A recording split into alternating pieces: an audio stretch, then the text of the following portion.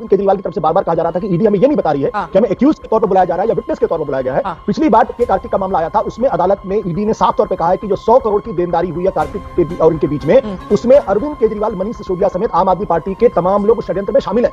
Interim protection grant नहीं करनी चाहिए। ये वो ईडी है जो 2 साल में ये तक तो बता नहीं पा रही कि अरविंद केजरीवाल जी अक्यूज्ड हैं या विटनेस। ऐसी इनकी इन्वेस्टिगेशन है। 0.4% इनका आंकड़ा। वो भाजपा में शामिल हो गए, टेरर फंडिंग की, मनी लॉन्ड्रिंग का केस हम पे लगाकर चवन्नी रिकवर ना कर पाने के बाद 2 साल बाद शांत कराइए इनको। नहीं तो ऐसे ही मतलब अभी आई होप इनकी चोटें ज्यादा दर्द ना दे रही हो जो इनको कल लगी हैं। इसलिए मेरी बात आराम से सुने और इनको अगर मेडिकल सुविधा भी चाहिए तो पुलिस सरकार फ्री में इनका इलाज कराएगी।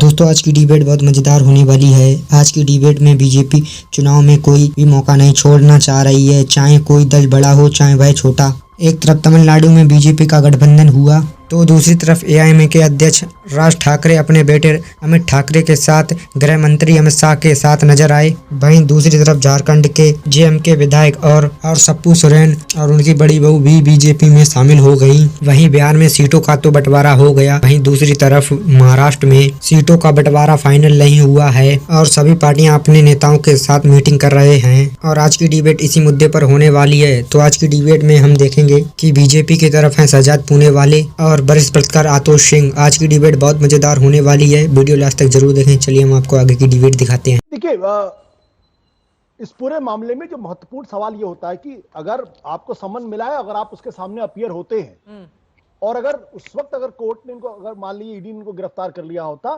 तब शायद बाहर आके या आम आदमी पार्टी ये कह सकती थी, देखिए ईडी जानबूझकर मुझे फंसा रही है और न केवल फंसा रही बल्कि मुझे चुनाव में हिस्सादारी न ले सकूं, इस तरीके की कार्रवाई कर रही है। आज की तारीख में ईडी की जो क्रेडिबिलिटी है, सीबीआई की क्रेडिबिलिटी है, इन्फोर्समेंट डायरेक्टरेट की क्रेडिबिलिटी बहुत लो है। पब्लिक में अगर आप जाएंगे तो इसका आपको सबूत मिल जाएगा। लेकिन अगर किसी ईडी की किसी कार्रवाई पे अगर अदालत की मुहर लग जाती है तो उसके बाद फिर आपके लिए बहुत मुश्किल हो जाता है। आज की तारीख में दिल्ली हाई कोर्ट ने यह स्पष्ट तौर पे जब आपको कोएर्सिव एक्शन पर रिलीफ नहीं दिया है, गिरफ्तारी पर रोक नहीं लगाई है, सबूत देखने के बाद नहीं लगाई है, तो इसका मतलब यह है कि कहीं ना कहीं लोगों के मन में यह सवाल पैदा होगा कि भाई ईडी ने, चलो हो सकता है जानबूझ के फंसा रहे हो, लेकिन सबूत तो है ना, तभी तो हाईकोर्ट इनको रिलीफ नहीं दिया। तो ये जो पहलू है, इस पहलू की वजह से इनकी जो राजनीतिक लड़ाई है वो कमजोर होती। जो ईडी बार-बार, जो अरविंद केजरीवाल की तरफ से बार-बार कहा जा रहा था कि ईडी हमें ये नहीं बता रही है कि हमें एक्यूज के तौर पर बुलाया जा रहा है या विटनेस के तौर पर बुलाया गया है। पिछली बार के कार्तिक का मामला आया था, उसमें अदालत में ईडी ने साफ तौर पर कहा है कि जो 100 करोड़ की देनदारी हुई है कार्तिक के और इनके बीच में, उसमें अरविंद केजरीवाल, मनीष सिसोदिया समेत आम आदमी पार्टी के तमाम लोग षड्यंत्र में शामिल हैं। इसका मतलब यह कि ईडी ने स्पष्ट कर दिया कि ये षड्यंत्रकारी है, एक्यूज है। दूसरा, सीबीआई ने कोर्ट में यह कहा था कि कई हाई प्रोफाइल गिरफ्तारियां हमें करनी है, यानी सीबीआई स्पष्ट तौर पे इशारा कर चुकी है कि गिरफ्तारी हो सकती है इसमें अरविंद केजरीवाल की, और अब इनको चूंकि कॉन्स्पिरेटर माना जा रहा है, इसलिए उसमें भी बचने की कोई गुंजाइश अब बचती नहीं, क्योंकि अगर कॉन्स्पिरेटर मानती है तब फिर इनके सामने सबूत रखे जाएंगे, इनसे पूछताछ की जाएगी और जो पहले से गिरफ्तार लोग हैं उनके सामने 1 to 1 कराया जाएगा। कोर्ट में जब पूरी सुनवाई हुई तो जो चीज सबसे ज्यादा महत्वपूर्ण है, जिसको लेकर शायद चिंता इस वक्त आम आदमी पार्टी को होनी चाहिए, वो ये कि कोर्ट ने पहले पूछा कि आपके पास सबूत क्या है। ईडी ने कहा कि हम आपको सबूत को ओपन कोर्ट में नहीं दिखा सकते। कोर्ट ने कहा ठीक है। उनके चैम्बर में जाके उनको लिफाफे में जब सबूत दिखाया गया और सबूत देखने के बाद, चूंकि दिल्ली हाई कोर्ट ने किसी तरीके की रिलीफ देने से मना कर दिया, अदालत ये नहीं कहती आप गिरफ्तार करें, गिरफ्तार का कोएर्सिव एक्शन पे जो स्टे मांगा था उसको उन्होंने मना कर दिया। इसका मतलब स्पष्ट है कि दिल्ली हाई कोर्ट ने जो रिलीफ देने से मना किया है, इसका मतलब कि ईडी ने जो सबूत दिए हैं वो कम से कम अदालत को यह लगता है कि प्राइमा फेसाई वो काफी है और उस संदर्भ में उन्होंने कोएर्सिव एक्शन पर किसी तरीके की रोक लगाने से इनकार कर दिया। ये सबसे महत्वपूर्ण मसला आज की तारीख में है। और इस दौरान जब कोर्ट में यह भी पूछा गया कि आपने अभी तक गिरफ्तार क्यों नहीं किया है, तो ईडी ने कहा कि हम कभी भी गिरफ्तार कर सकते हैं उनको। अब ये ईडी के अपने विवेक के ऊपर निर्भर करता है कि वो आज रात उनको गिरफ्तार करें या 22 अप्रैल के बाद उनको गिरफ्तार करें। ये अब पूरी तरीके से बॉल ईडी के कोर्ट में है और ईडी की मंशा पर निर्भर करता है कि वो कब उनको गिरफ्तार करना चाहती है। मुझे लगता है कि Arvind Kejriwal was wrongly advised कि जो बार बार वो सम्मन पे नहीं जा रहे थे, उनकी जो कानूनी सलाहकार थे उन्होंने उनके साथ न्याय नहीं किया है। अगर ईडी उनको गिरफ्तार करती है तो किस मुंह से वो जनता के बीच जाएंगे और ये कहेंगे कि हमको जो है वो जानबूझ के फंसाया जा रहा है या जानबूझ के हमको गिरफ्तार किया जा रहा है, क्योंकि अब हाईकोर्ट की मुहर उस पर लग गई है। मैं ये नहीं जानता कि सुप्रीम कोर्ट इस पर क्या फैसला करेगा, लेकिन अगर हाईकोर्ट ने अगर सबूत देखने के बाद यह फैसला दिया है तो इसका मतलब यह है कि सुप्रीम कोर्ट से भी इनको रिलीफ मिलना मुश्किल होगा। और जो 174A है उसमें 6 महीने की सजा भी हो सकती है, क्योंकि उसमें कोई इन्वेस्टिगेशन नहीं होना। उसमें ईडी को खाली वो सबूत पेश करने कि मैंने इनको 9 समन्स दिए थे और देखिए इन 9 समन्स पे ये हाजिर नहीं हुए हैं। तो ये गंभीर मसला है और इसलिए मैंने कहा कि ये अरविंद केजरीवाल की पॉलिटिकल कैरियर में अब तक का सबसे बड़ा झटका है। कैसे इससे निपटेंगे मैं इस बारे में नहीं जानता हूं। इस करने के लिए हेडलाइन काफी अच्छी लगती है, झटका लगा, पर हमारी एप्लीकेशन और पिटिशन दोनों पेंडिंग है। ईडी से जवाब मांगा गया है कि क्यों इंटरिम प्रोटेक्शन ग्रांट नहीं करनी चाहिए। ये वो ईडी है जो 2 साल में ये तक तो बता नहीं पा रही कि अरविंद केजरीवाल जी अक्यूज्ड हैं या विटनेस। ऐसी इनकी इन्वेस्टिगेशन है, 0.4% इनका आंकड़ा है। आज की न्यूज देखिए उत्तर प्रदेश में क्या हुआ। संजय राठौड़, ये टेरर फंडिंग जिन्होंने की पाकिस्तान के निर्देश में, वो भाजपा में शामिल हो गए। टेरर फंडिंग की, मनी लॉन्ड्रिंग का केस हम पे लगाकर चवन्नी रिकवर ना कर पाने के बाद 2 साल बाद शांत कराइए इनको, नहीं तो ऐसे ही मतलब अभी आई होप इनकी चोटें ज्यादा दर्द ना दे रही हो जो इनको कल लगी हैं। इसलिए मेरी बात आराम से सुने और इनको अगर मेडिकल सुविधा भी चाहिए तो दिल्ली सरकार फ्री में इनका इलाज कराएगी। गौरव भाटिया जी का ठीक है, गौरव जी आराम से उसके बाद आप अपनी बात रखिएगा। अरे आप अगर हमारी फरिश्ते की बात नहीं करवाते तो आपको कोई फ्री में। आज का ये हाईकोर्ट का फैसला क्या बताता है?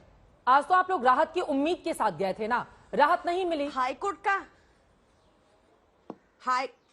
हाईकोर्ट नहीं, ये गलत है चित्रा जी, ये बोलना ही गलत है कि राहत नहीं मिली, इसलिए मैं करेक्ट कर रही हूँ आपको। ये सेंसेशनलाइज करने के लिए अच्छा लगता है। अब ये एप्लीकेशन पेंडिंग है, ईडी से जवाब मांगा गया है कि राहत क्यों नहीं मिलनी चाहिए। ईडी से जवाब मांगा गया है कि तुम्हारी पीएमएलए प्रोविजंस, आपको याद होगा कल ही सुप्रीम कोर्ट के जस्टिस खन्ना ने और जस्टिस दत्ता ने ये ऑब्जर्वेशन दी कि ये क्या चल रहा है देश में। ईडी किसी को भी इन्वेस्टिगेशन के दौरान लंबे अनंत काल तक जेल में रखे जा रही है, ये कैसी इन्वेस्टिगेशन है ईडी की। और आज फिर ईडी से पूछा गया है कि बताइए कि क्यों इनको इंटरिम प्रोटेक्शन ग्रांट नहीं होनी चाहिए, और ईडी को जवाब देना है 22 अप्रैल को। ये हुआ है, तो ये सेंसेशनलाइज करने के लिए न्यूज भले ही इस तरह से पेश की जाए, अलग बात है। हाँ, उनकी बात हो जाए। आज आलम ये है कि जितने भ्रष्टाचारी हैं वो बंगारू लक्ष्मण की पार्टी में जाकर क्लीन हो चुके हैं। अगर मनीष सिसोदिया जी को भी कहा गया था हमारे पास आ जाओ, डेप्यूटी सीएम बना देंगे और सारे दाग धुल जाएंगे, तो ये हम लोग हेड ऑन लड़ रहे हैं इनसे। हम इनके दबाव में आने वाले नहीं है कि ये इलीगल समन भेजेंगे और हम चलते झुक के चलते चले जाएंगे। हम इनके दबाव में आने वाले नहीं है, हम कोर्ट जाएंगे, हमें कोर्ट पे विश्वास है, हम कोर्ट से न्याय लेके आएंगे। पर हाँ, मेरी मीडिया से रिक्वेस्ट है कि ऐसी सेंसेशनल हेडलाइंस एक तरफा ना चलाई जाएं, क्योंकि ईडी से जवाब मांगा गया है और ईडी को 22 अप्रैल को जवाब देना है। ये क्यों बहुत मुश्किल फंदा है जो अरविंद केजरीवाल के गले में पड़ गया है और इससे बच पाना मुश्किल है। देखिए, सबसे पहले आज कोई अंतरिम राहत नहीं दी है न्यायालय ने, हाई कोर्ट ने, और राहत अगर दे ही नहीं है तो साथ में यह भी कह दिया है कि प्रथम दृष्टया जो आरोप है वो बहुत ही गहन है, बहुत गंभीर है।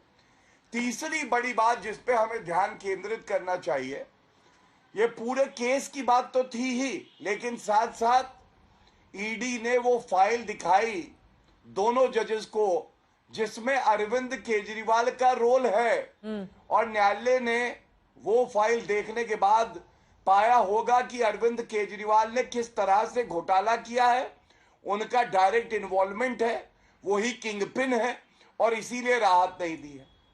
अब मैं एक सवाल पूछना चाहता हूं, राजनीतिक सवाल।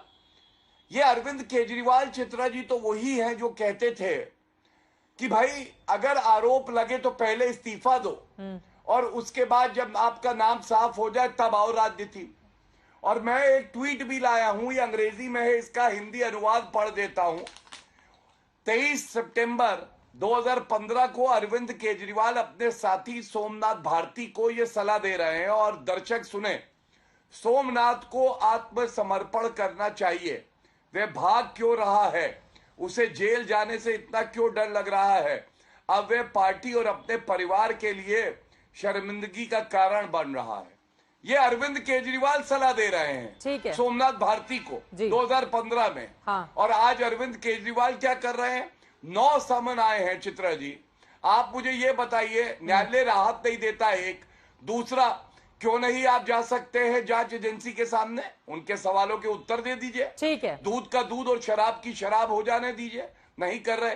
तीसरी बड़ी बात है, ये दोहरे मापदंड जो है ये दिखाते हैं अरविंद केजरीवाल अंदर से डरे हुए हैं